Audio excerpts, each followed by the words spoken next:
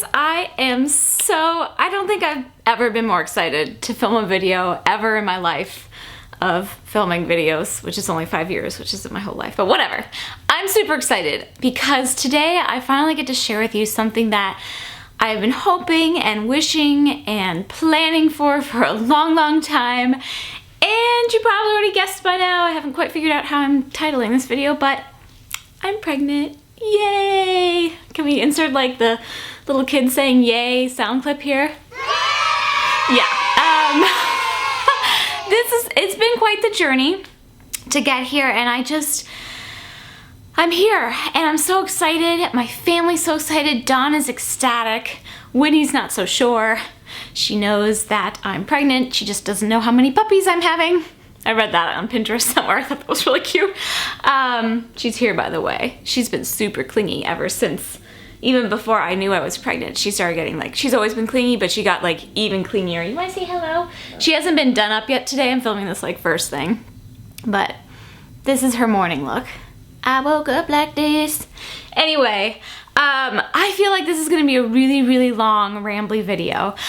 So if you just wanted to hear the announcement, that's it. I'll try to go through this like current stats right away in case you're not into hearing my whole like probably 25-minute long video, as they tend to be when I'm in this kind of mood, but I'm pregnant, yay! And it's so funny, I actually haven't said that out loud very often at all, and it's only just 14 weeks now. I flip on Sundays, so I'm filming this on Monday. I'm not sure when this video is going up. I'm hoping it goes up today. I'm waiting for something in the mail to come so I can do my pregnancy announcement photo.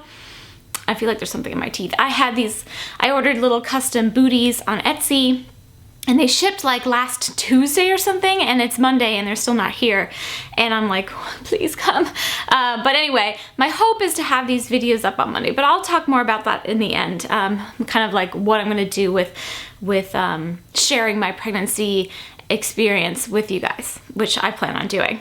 Because you guys know I love to share. I'm just so excited I finally can. So I'm 14 weeks as of yesterday. So this week I'm in my 14th week, which is officially, like absolutely officially the second trimester. There's a little bit of disagreement, I guess, over when the second trimester officially starts. Some people say it's after 12 weeks, some people say it's after 13. So you'd be in your 14th week. I kind of agree with the 14-week camp, because if you divide 40 weeks, which is the entire period of gestation, the entire pregnancy, by 3, 13 is much closer to, anyway, it's much closer to a third, but it's a real milestone week for me. I'm finally feeling like really, really confident. I'm not like 100% confident. I just don't think I ever will be. I'm a worrywart anyway, and there's just so many things that can go wrong. And I've been reading this book and it tells you all the things that can go wrong, which doesn't help, but it's, it's good to be prepared anyway with information. But I am doing so much better than I was in the first trimester. It was a really, really anxious time for me. And I had some little iffy things happen that really did not help. So I'm gonna go into all of that today. I'm gonna talk you through my first 14 weeks. I'm gonna talk you through a little bit. I think I'll just kind of breeze over the preconception story, like, how long it took us and all that, because I did have to go through some things to get this baby properly implanted in me. And I might do a more in-depth post, maybe just like a blog post on that sometime in the future. I don't know, it's very personal. Conception and preconception, trying to conceive, is such a personal and unique journey, and you really can't, you can understand, like you can be empathetic about what somebody else is going through, but you really can't understand it. And whether it takes you like 6 months or like 6 years, it still is a really, really emotionally and physically challenging experience, especially when all you want and all your body is telling you is that you want to be pregnant. Like, it's biological, it's emotional, it's everything. And it's like, and if you're not getting pregnant, it's really, really hard, no matter how long it is. Even just 1 or 2 months is hard. I mean, I've been through it, I know. I feel like I'm gonna get emotional. I've been like a little more emotional than usual too, because you know, hormones. But I made a list so I can try to stay on track here. And I'm gonna recap, like I said, the last 14 weeks and also a little bit before. Basically, we were trying for, like, really seriously, like, focused, let's do this, trying for 2 years before we conceived. And I knew going into it that it wasn't going to be easy. Like, I had a feeling that it was going to take me a while, just because I'm familiar with my body. My cycles have never been regular. I was on the pill for most of my adult life. Because of that, I had severe, heavy, very painful periods in my teenage years that were very unpredictable. And so I went on the pill for that basically when I was in my late teens, and I was on it until my mid-20s. I think I was about 26. I went off of it for a year, not because I was quite ready to try for a baby yet, but I wanted to take a year off the pill and see if my body could normalize, because I thought I'd be ready pretty soon after that. And it was a horrible year. It just did not go well. I mean, the year was fine, but like the physical period issues were awful, and I went back on it, and I ended up waiting a few more years till I went off it again. But I was much more prepared the second time with what to expect with my body and my irregular periods, and the cramps were just unreal. Like, I'm not a person that throws up very often. I really don't like it. I haven't been like the kind of ill in my life, like I've never had the flu or anything like that where you actually like vomit. I can count on 2 hands the number of times I've vomited in my life, and half of them are from over drinking as a crazy college student, which only happened for like 3 months. I was only a crazy college student for like 3 months, and then I was fine. And there was some vomiting from that. And the other 5 times had been in the last 2 years from painful periods, like so painful to the point that I had to like puke. So I went into it knowing that it was going to be hard, and I started, after I went off the pill in, what year was that? Spring of 2013. Is that right? Yeah. I started researching alternative medicine, because I've been seeing, I have an OB that I really like, and she was like, well, you can do X and Y, like number of chemical things to help you or whatever with trying to conceive, to regulate. And I was like, well, I kind of want to try naturally.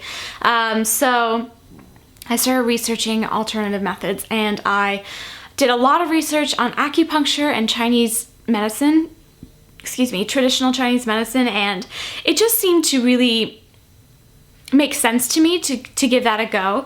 So in late summer of that year, after a few months off the pill and awful, totally unpredictable, extremely long cycles where obviously there was no possibility of conception, I started seeing an acupuncturist on a weekly basis, and my acupuncturist is also a certified Chinese herbalist, so I started taking herbs. And if you watch vlogs from 2 years ago, you'll see me talking about drinking the shag carpet. Like, that's what it tastes like. I did that ever since. The acupuncture and the Chinese herbs made such an important, just a really important change in my health.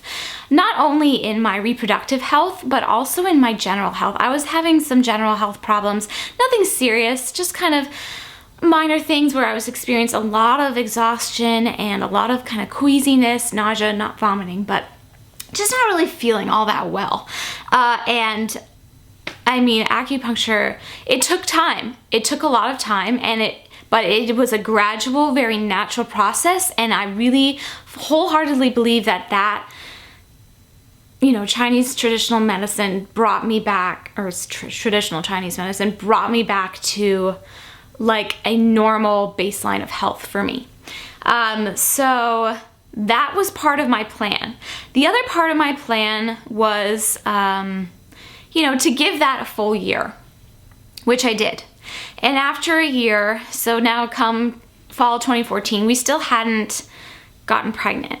But there had been a few instances where I was pretty sure I conceived. My acupuncturist was completely convinced I had conceived, but the embryo hadn't implanted or whatever. It's not called an embryo at that point, but whatever. The fertilized egg couldn't implant. There was something interfering with implantation. We just kind of had, I mean, I felt it just in my body, but also she could tell. They read your pulse, they read your tongue.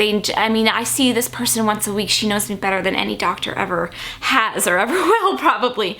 But we kind of were on the same page, and we knew there was something that the acupuncture and traditional Chinese medicine wasn't able to address that I needed help with.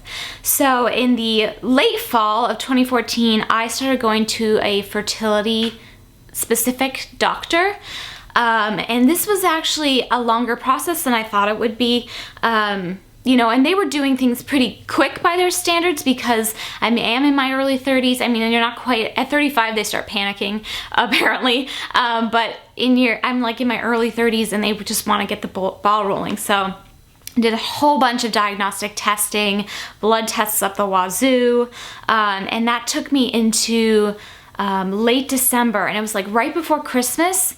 I had a vaginal ultrasound to look at my my uterus and my fallopian tubes and make sure there was no blockages or anything, and excuse me. That was the mailman. I was hoping it was. Total interruption there, sorry. And we got a little first trembled. Oh my gosh, you probably have already seen the picture, but this is what I've been waiting for. Yes, that means I can upload today. They're perfect. Oh my God, I'm so excited. Okay, sorry, that was like 1,000,000% distracting. Okay, I just like ran up here. What was I saying? Oh yes. So in late December, I had the vaginal ultrasound. They found at least one very noticeable polyp in my uterus, which they can't say conclusively, but it was pretty obvious to me and to the doctor and to my acupuncturist that was what was interfering with implantation. So because of our trip to Utah, which we were in Utah for all of January, and just the way my cycle went, I had to, I couldn't schedule my surgery. I had to have surgery to have the polyp removed until early March. But I had that surgery. It was general anesthesia, which I've only had that one other time in my life when I had my wisdom teeth removed. And I was pretty nervous about that, like really, really nervous. Not the anesthesia, but just the whole thing. And it was crazy. Like, I remember walking into the operating room and like sitting on the table, and they like start strapping my legs with like thick leather straps into stirrup things, like literally like holding me down. And I'm like, what is going on? But then the anesthesiologist was super, super funny and friendly. And he was like, I'm gonna mix you a cocktail. You're gonna be on the beach. And then that was all I remember. And it was a really easy recovery time. It was only like a few days where I had to stay in bed, and then I was fine. The thing was, we couldn't try to conceive that cycle. So I was put on estrogen just for that cycle to help heal my uterus, and then they said that after the next cycle, I could start trying again. They wanted to wait another cycle, and then we were gonna try Clomid, but they wanted to give me one cycle in between. And Clomid is a drug that helps you ovulate a little bit sooner. I have my ovulation at its natural way is a week late, so my cycle is a week longer. My luteal phase, 2 weeks, perfect. It's just the follicular phase, that phase between your period and ovulation for me, is generally 3 weeks instead of 2. The phone is ringing, but we're just gonna ignore that. Anyway, I had the surgery, post-op, the doctor came in and was like, well, that was messier than I thought it would be. And she kept using that word like it was messy. And I really don't know what she meant by that. But what we've figured out is that I think there were more polyps than just one. And I actually had a severe reaction to some like cervix softening drug that I had to take the night before, where I was in the most pain of my life. And I think that just caused a lot of bleeding and stuff. So I don't know, but whatever, it was successful, because when I went in at the start of my next period in, it was like early April, they did another vaginal ultrasound and an MRI just to see that everything was clear, and I was absolutely clear of any polyps or anything in my uterus. Everything was clear and good to go.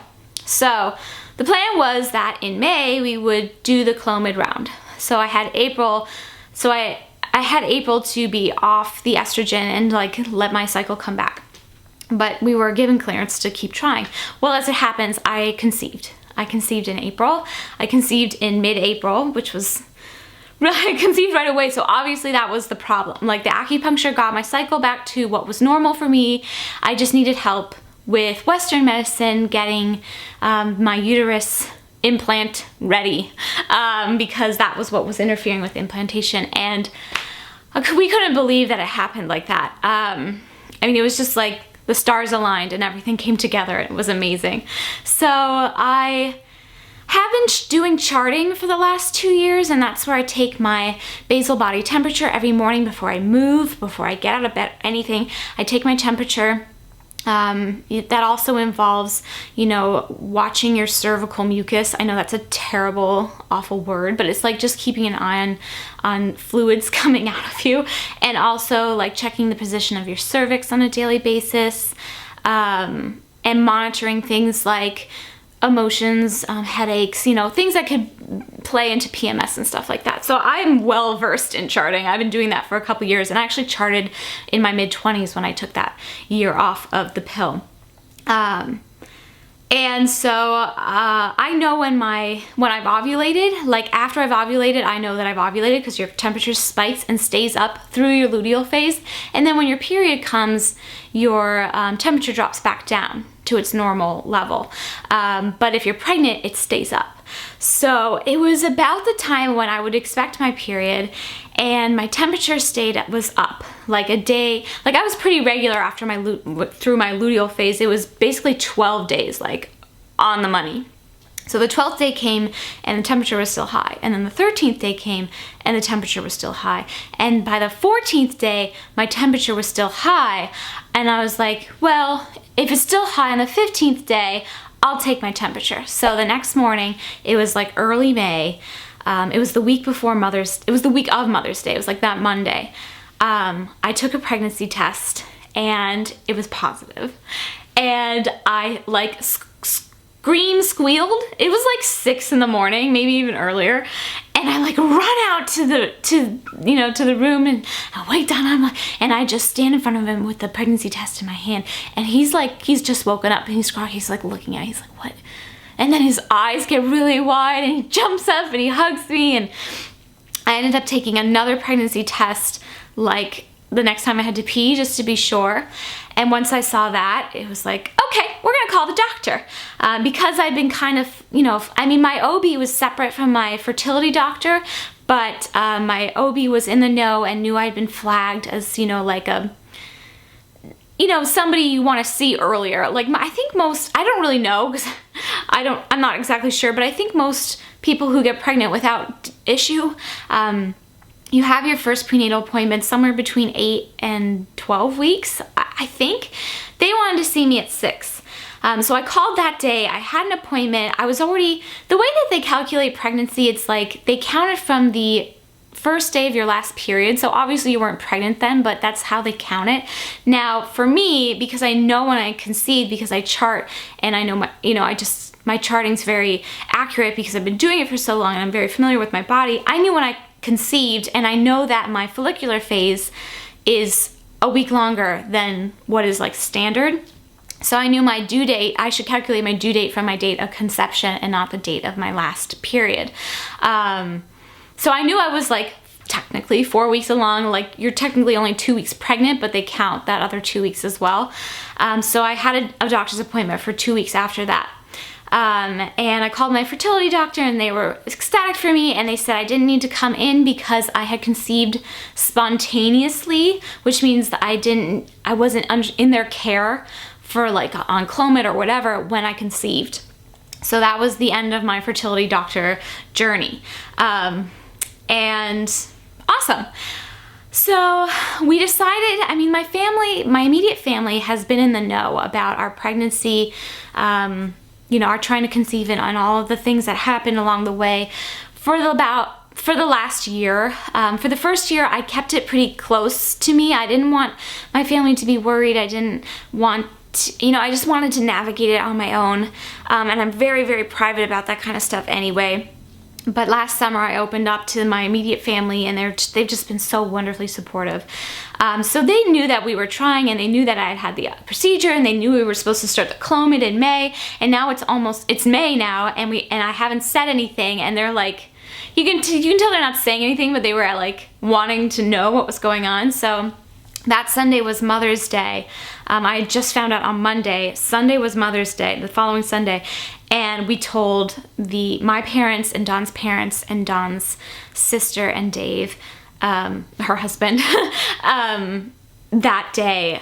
And it was so nice. I mean, I was really nervous. I think if I hadn't had any issues, I'm the kind of person who would have waited at least till 8 weeks to tell my family, just because I'm very nervous about that kind of stuff, and I don't want people to get excited. There's so many things that can happen in your first trimester, but we had to tell them because there was no way we weren't going to. So I told my family at 5 weeks, and then it just so happened that I think it was like a week or 2 weeks later, my brother and his family came up to visit. So we were able to tell my brother and my sister-in-law then. We waited to tell my nieces until actually just last week when we were all away together in Pennsylvania, because they're younger, and I just wanted everything to be, you know, okay, copacetic, you know, before I told them. We told the people closest to us in our lives kind of sporadically within the last 10 weeks. No, 8 weeks.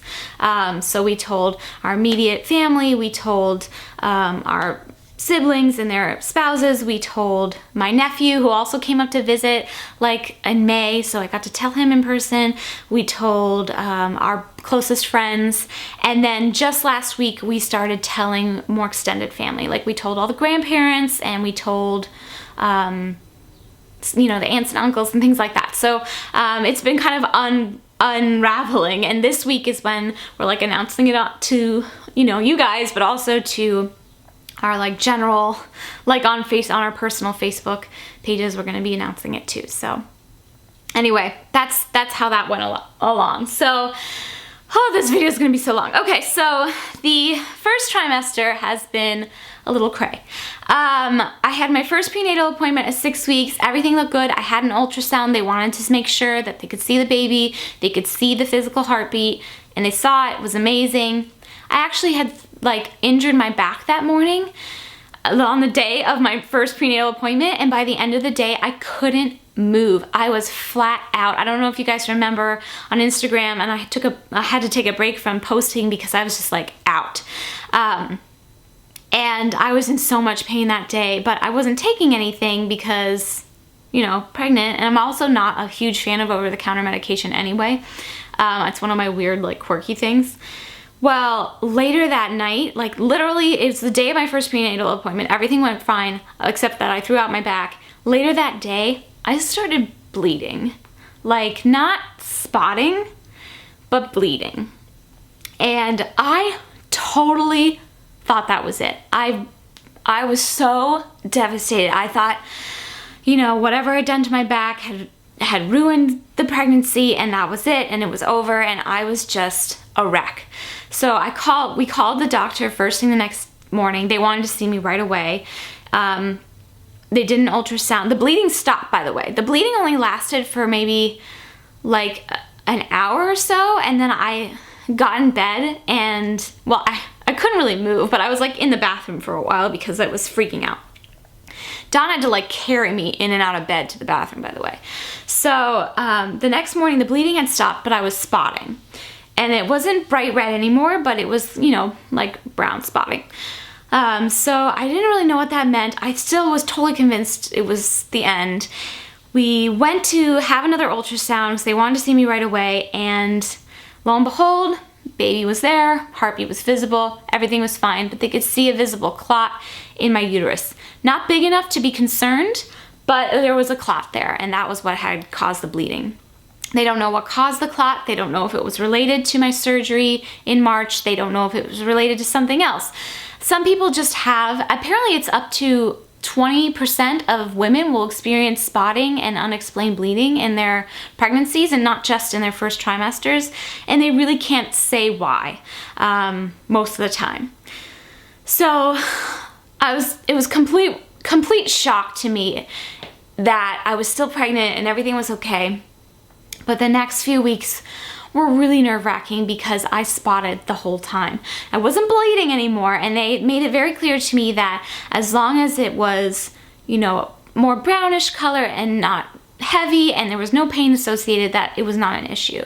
But it still was like, I freaked out. Like I spotted that whole time. So I had, now hold on, this is where I need my calendar. I had, let's see. Blah, blah, blah. So that was like mid-late May when we did all that. Then they wanted to see me in early June at 8 weeks, just to check, because I've had that spotting thing. So that was my third ultrasound, was in early June. And everything was great. I got to hear the heartbeat for the first time, and everything looked good, and the baby was, you know, growing and taking more shape.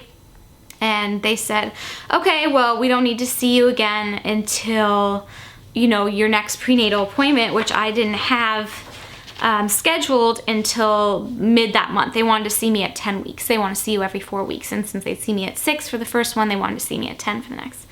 Well, on Monday of my 9th week, so I just flipped over to 9 weeks, I started bleeding again. And this time a lot more.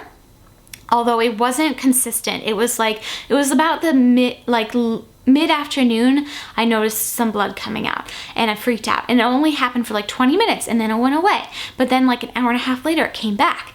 And then 20 minutes, and went away. An hour and a half later, it came back. And so it did this like 3 or 4 times, totally freaked me out, like completely, absolutely 100% freaked out. And and the office was already closed by then, and we decided it wasn't a medical emergency because I wasn't in pain, and it wasn't consistent, and it wasn't really heavy, but it was definitely blood, not just spotting. So again, we called first thing on Tuesday morning. They wanted me to come in right away for my 4th ultrasound in 9 weeks. And not only was everything okay, but we could really even see more features. This is just a week after my 3rd ultrasound, and we could see even more features of the baby. So again, total relief, like, whew. So that was basically the end of my, like, I spotted, and they could still see the clot. I should mention, they could still see the clot. It had gone down a little bit, not a lot, but either you're gonna pass the clot or it's gonna reabsorb. We're pretty sure mine reabsorbed because I basically stopped spotting after that week. I spotted a little bit through the rest of that week, and then that was it. I haven't spotted since. So there's that. So they wanted me to come in, like I already had my 2nd prenatal appointment set up for the following week. Now we're in mid-June. I keep looking at my calendar if you're like wondering what, and I'm gonna talk about this at some point too. So like, keep that appointment. We're gonna do another ultrasound just to check and make sure. So I had my 5th ultrasound during my 2nd prenatal visit in mid-June. Again, we heard the heartbeat. This time the baby had like really distinguishable features, like feet, and this is the last ultrasound image I have, like little feet and little hands, and it was like kicking its little feet, and Don swears it waved at him. So that was really, really special. Don went with me to all of these appointments, by the way, all 5 ultrasounds, 2 of which also were prenatal visits. He's just been my rock through this all, because I have been like a nervous wreck. It makes me emotional just thinking about it because I was so nervous through all of this. But you know, with the spotting finally stopping at the end of my 9th week and then having the really positive prenatal visit with the ultrasound on my 10th week, it was amazing. So I had all the like typical blood tests, and they take your urine every time, they check your blood pressure, they check your weight, all of that. Everything looked fine, and I was right on schedule for the timing, like what I determined was my date of conception matches the baby's growth, so that's all good. I am due in early mid-January, so yeah, that's really exciting. I have a new year, new family. Also on that second prenatal appointment at 10 weeks, I did an elective chromosomal abnormality blood test, which is more accurate. I mean, we had to pay for it out of pocket, but anything that's more accurate, like I'm willing to pay for than the other tests they do. So we did that. I think I have one more chromosomal related test coming up at my next prenatal visit. This one was mainly for Down syndrome. That came back negative. Everything looks fine, which is really exciting. I got those results at week 11, and then we started traveling a whole bunch. So skip to just last week. So at 13 weeks, I had my 3rd prenatal visit. We kind of bunched them up a little bit because we're gonna be away for all of August, so they wanted to see me 2 more times before I went away. So one time in July and then right before we go to Utah. So I had my 3rd prenatal visit. We didn't need an ultrasound that day because my doctor's not all worried about that blood clot, especially since I stopped spotting. Basically, it was just, pee in the cup, blood pressure, weight, and they had the Doppler so we could hear the baby's heartbeat. So I got to hear baby's heartbeat again, which was really special. I didn't make Don come with me to that appointment. I decided, like, unless it's an ultrasound appointment from now on, like, he's got work. Like, the other appointments, those were like crazy intense emotional experiences, and I was so happy to have him there. I don't think I could have done it without him because I was just so emotionally, like, crazy. But I went by myself. It was fine. It was like a 5-minute appointment. I just really like my doctor and the practice, and I'm just so familiar with those people now because I've seen them so much, but they've been so nice to me through all of this. They've been so super helpful, and just really supportive, and I couldn't ask for better medical support. And I'm still seeing my acupuncturist, a little bit less now that I'm in my 2nd trimester. Been traveling a lot. I am not seeing her quite as much. I actually, I stopped taking herbs at week 12, which is typical because you don't really need them in your 2nd trimester. There's no reason to take them. So it's been nice not to have them because it was like the last year and a half taking them every day. It was just been like, bleh. They don't taste good, but they make me feel good. So that's good. As far as 1st trimester symptoms, aside from the spotting, really haven't had many problems. I'm really lucky. I also think the acupuncture and the herbs have helped a lot to keep nausea and exhaustion at bay, because my acupuncturist, who's also, like I said, a certified Chinese herbalist, tailors my herbs every week based on my feedback to her, like how I tell her I'm feeling, and also what she sees with my tongue coating and like reads in my pulse and stuff. You can read books about it, and I actually did read a lot of books about acupuncture over the last couple of years, but yeah, I really haven't. I have had a little tiredness and a little queasiness now and then, but nothing to like write home about, and nothing compared to other problems I've had at other points in my life with the same kinds of symptoms when I wasn't pregnant. So I don't know if maybe I was just kind of accustomed to those symptoms and these didn't seem as bad, or I think it's just a combination of things. I've just been really lucky. My one major, other than the spotting, has been, my one major symptom has been bloating. Like my 1st trimester, I was bloated the whole time, and I still have bloating. That's just kind of like my body tends to get bloated by the end of the day. Like I'll start out not bloated, but by the end of the day I'm pretty bloated, but not painfully. It's been a lot better since I've been on acupuncture actually, but my 1st trimester I was like bloated all the time, and I looked like bloated all the time. And I actually bought my first pair of maternity jeans at 7 weeks. which is like cray cray, I know. But the problem was, like between weeks 5 and 7, I was getting these terrible stomach aches whenever I was out of the house, when I was wearing pants. Basically, when I'm in my house, I'm wearing like pajama pants or sweatpants, because, you know, why not? But whenever I went out of the house, I was wearing pants. I didn't know that. Like, it took me a couple weeks to put this together. I thought it was something I was eating or just some pregnancy related thing. By like the end of the 6th week, I was like, you know what, this seems to only happen when I'm out and I'm wearing pants, and I think it's because I'm bloated and my pants are cutting into my stomach and giving me a stomach ache. Like, that was the problem. So I remember we were out to dinner with Don's family. I was talking to Emily's and Sam, and I was like, is it too early to buy pregnancy pants? Because I'm in a lot of pain and I don't want to be confined to sweatpants. And they're like, yeah, you're gonna have to buy them anyway. Might as well invest in them and get more wear out of them. I was like, that's a really good point. So I bought my first maternity pants at 7 weeks. I also, like, we were traveling that week and I knew I had to be in pants like most of the day, and I didn't want to have a problem. And that solved the problem right away. The bloat lasted, and it's better now. It was up until about week 12, and then after that, it's been kind of dissipating.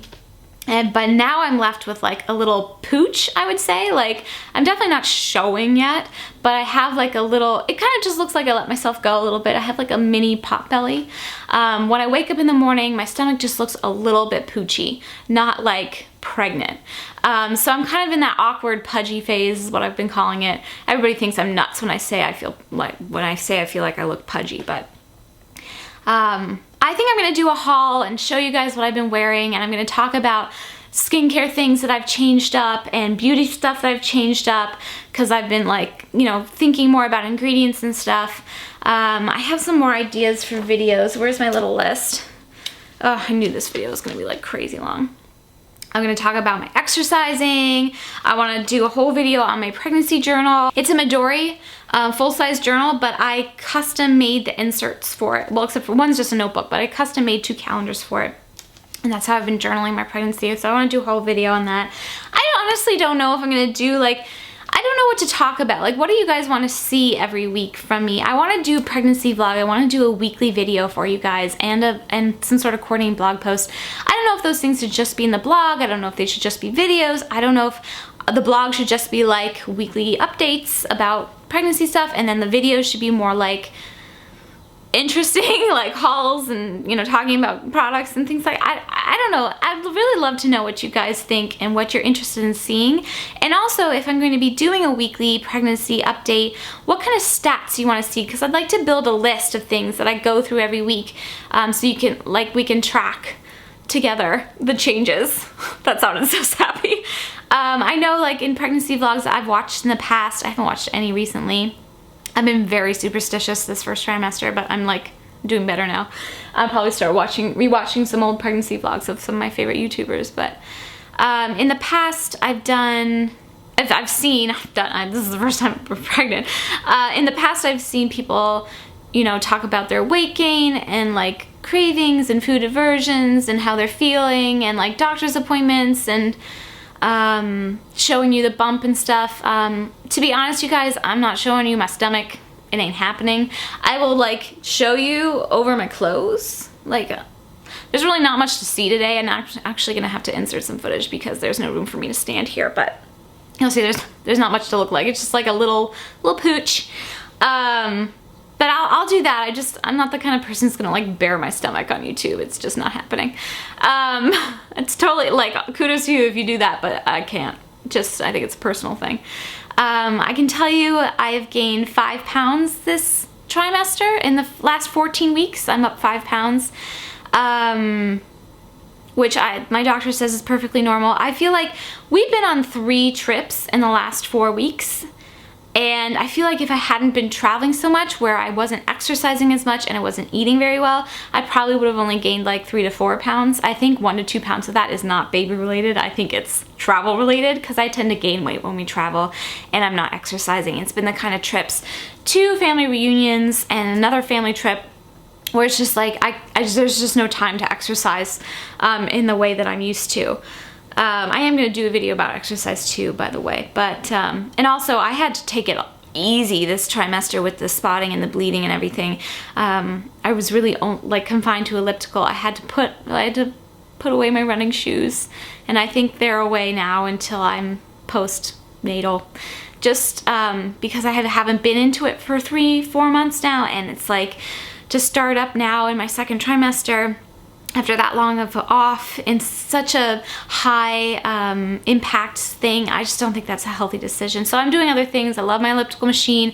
I started in the last few weeks reincorporating toning, pregnancy specific toning DVDs that I'm really enjoying that are actually pretty challenging. So I'll share all of that then. In terms of cravings, really it's all been about salty things. I'm such a sweet tooth, and I just really haven't been craving sweets. I still eat them.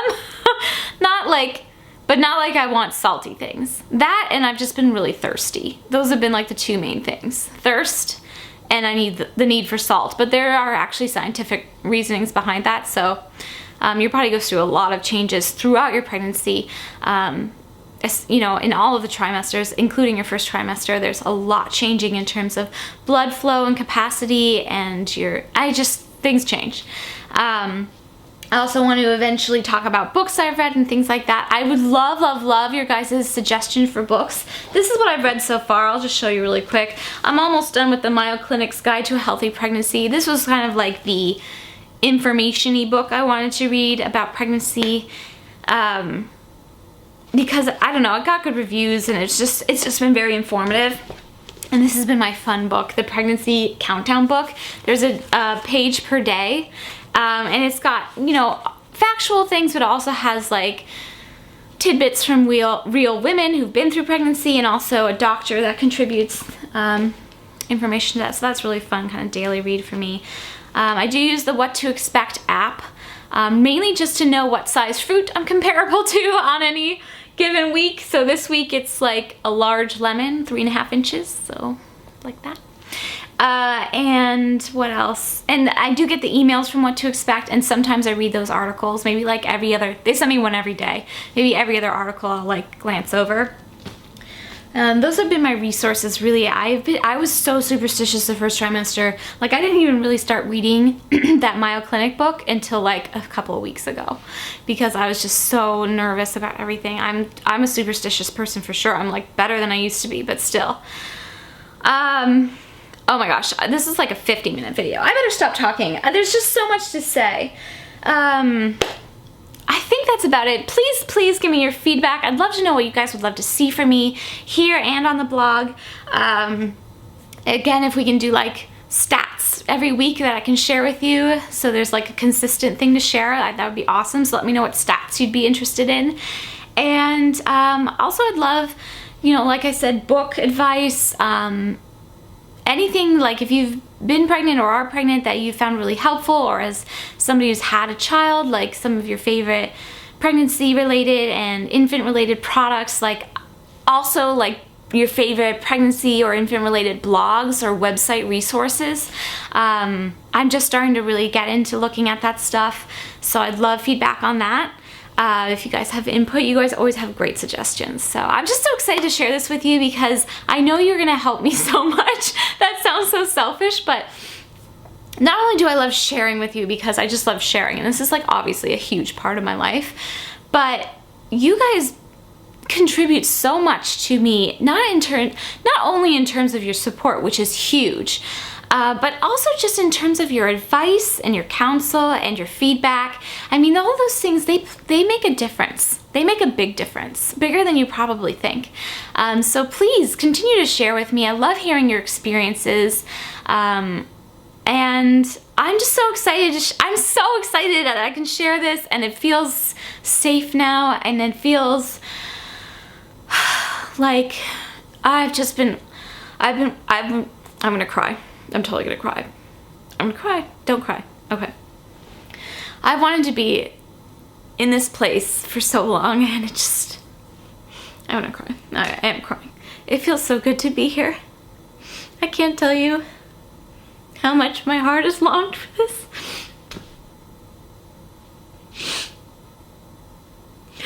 Okay. I mean, this is happy.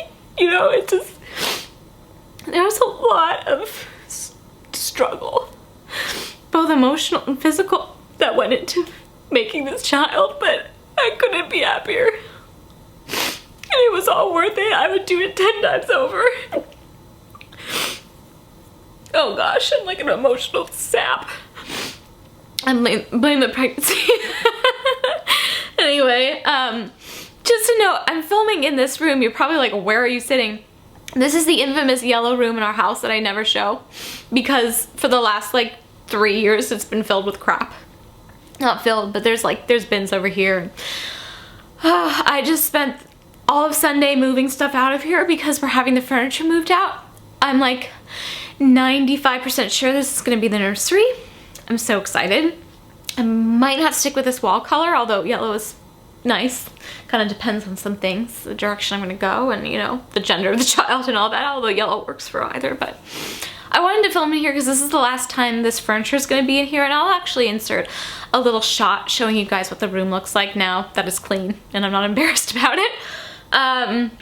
But we're giving away some furniture. We're putting some stuff in storage and we're clearing out this space, which I really wanted to do before August when we're in Utah, so that when I come back in the fall, I can start working on baby space.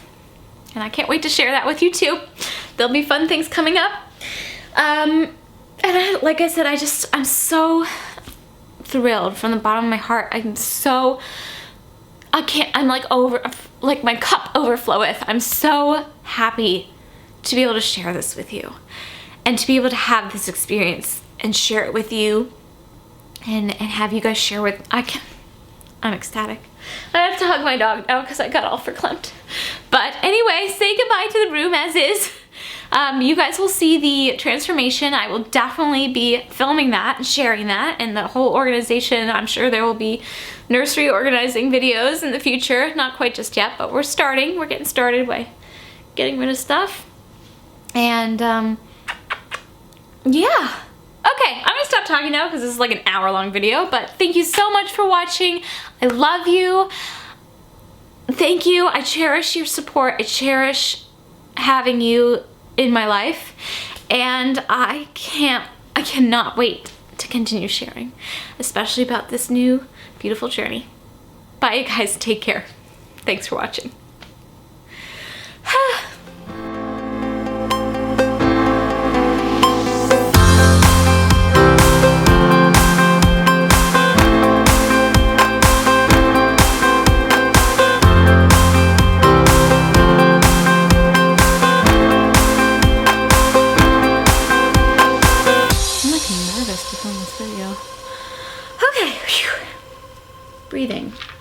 Breathing is good. Let's get our timeline right. I'm like, my brain isn't working. Pregnancy brain.